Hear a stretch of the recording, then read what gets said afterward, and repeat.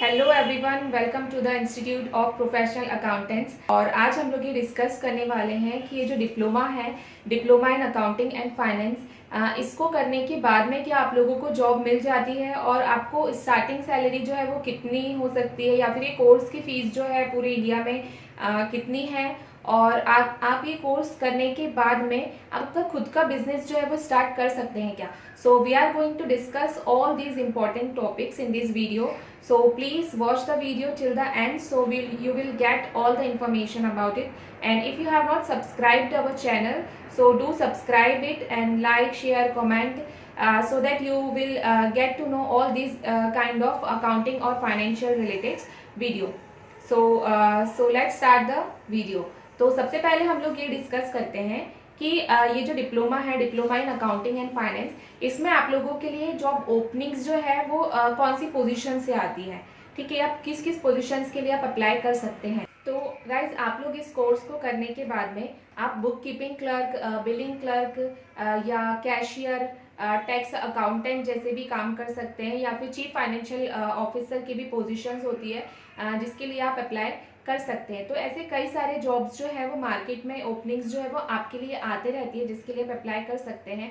और if you want to open your own business, आपका ऐसा है कि मुझे जॉब नहीं करना, मुझे बिजनेस अपना खुद का करना चाहता हूँ मैं, तो आप कुछ साल किसी फर्म या कंपनी में काम करने के बाद में आपको जब काम आ जाता है, तब उसके बाद में आप आपका खुद का जो बिजनेस है वो you can start your own business as well.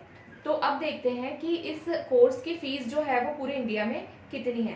तो अगर मैं बहुत ही मिनिमम या एवरेज की भी बात करूं, तो स्टार्टिंग जो है इसकी फ़ीस, कई सारे प्राइवेट इंस्टीट्यूशंस जो है वो लोग इस कोर्स को कराते हैं, कई कॉलेजेस हैं वो लोग भी इस कोर्स को कराते हैं।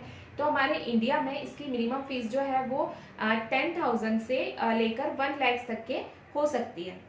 ठीक है, तो अब ये डिपेंड करता है कि आप कहाँ से अप्लाई कर रहे हैं और वहाँ पे कैसा पढ़ाने वाले हैं, क्या क्या पढ़ाने वाले हैं, और तो ये सब चीज़ों पे जो है वो डिपेंड करता है, और कहाँ से आप बिलोंग करते हैं, आप कौन सी सिटी से कर रहे हैं, that is also depend on that thing.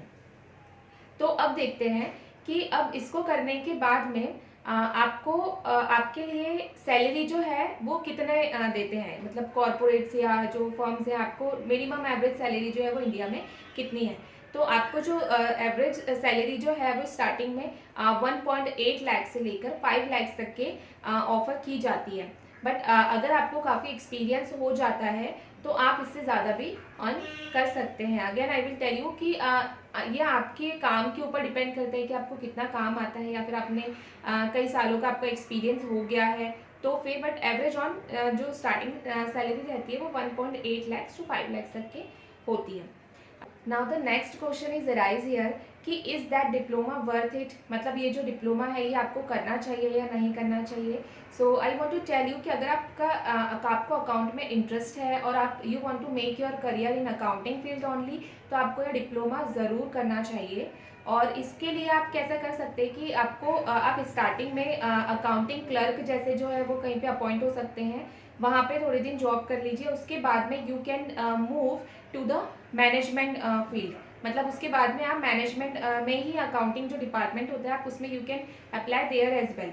आपको उसमें जैसे मैंने एज आई सेड अर्लियर कि उसमें चीफ फाइनेंशियल ऑफिसर भी एक पोजीशन होती है, इसमें भी आप लोगों के लिए ओपनिंग्स आती है, तो आप उसके लिए भी अप्लाई कर सकते हैं। या फिर you can move ahead to the further higher positions in the same field, accounting के ही फील्ड में आप और आगे अच्छा कर सकते हैं। सो डेफिनेटली ये जो डिप्लोमा है काफ़ी इंपॉर्टेंट है अगर आप इस चीज़ में ही आप आगे बढ़ना चाहते हैं तो। सो ये सारी इन्फॉर्मेशन थी which I wanted to share with you. So I hope you like the video. So please do like, share, comment and subscribe the channel. Thank you.